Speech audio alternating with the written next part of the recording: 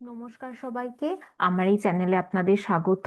তো আগের দিন আমরা ডিকশনারির কিছু অপারেশন শিখেছি, আমরা ডিকশনারির কিছু ফাংশন ইউজ করা শিখেছি। আজকে আমরা শিখব কিভাবে আমরা ডিকশনারির মধ্যে ফর লুপ ইউজ করব। ঠিক আছে, তার জন্য আমরা প্রথমে একটা ডিকশনারি এখানে আগে থেকে তৈরি করে নিয়েছি।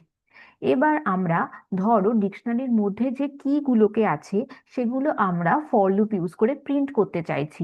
তখন আমাদের কি করতে হবে? ফর কিস ইন দিয়ে আমাদের ডিকশনারির নামটাকে লিখতে হবে এমপ্লয়ি ডট কিজ,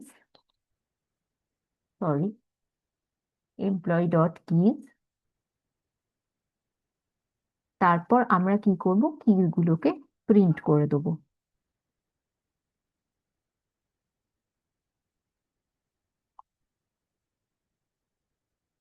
দেখা যাক এটা কি প্রিন্ট করে।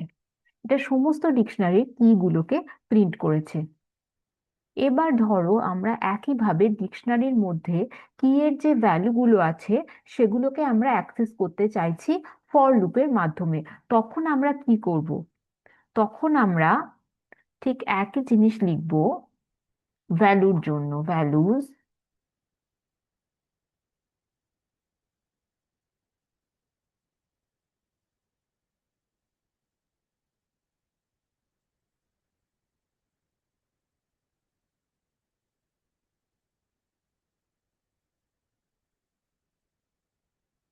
ঠিক আছে, ঠিক একইভাবে যদি আমরা ডিকশনারির ভেতরে সমস্ত যে আইটেম গুলোকে আছে, কি কে সেপারেটলি নয়, ভ্যালুকে সেপারেটলি নয়, যদি আমরা ডিকশনারির ভেতর যে আইটেমস গুলো আছে সেগুলোকে একই সাথে ফর লুপের মাধ্যমে প্রিন্ট করতে চাই, তাহলে আমাদের কি করতে হবে? তাহলে আমাদের ঠিক একইভাবে এইখানে মতোই একই রকম ভাবে ফর লুপ ইউজ করতে হবে। এইখানে আমাদের ভ্যালুজের জায়গায় লিখতে হবে আইটেমস, আর এখানেও আমাদের লিখতে হবে আইটেমস।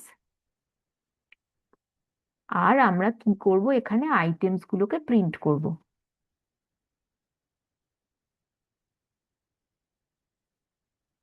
হয়ে গেল।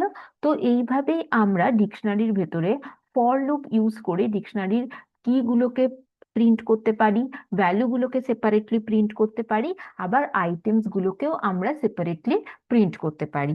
আজকের জন্য এতটুকুই। তো আজকে আমরা শিখলাম যে ডিকশনারির ভেতরে আমরা কিভাবে ফর লুপ ইউজ করব।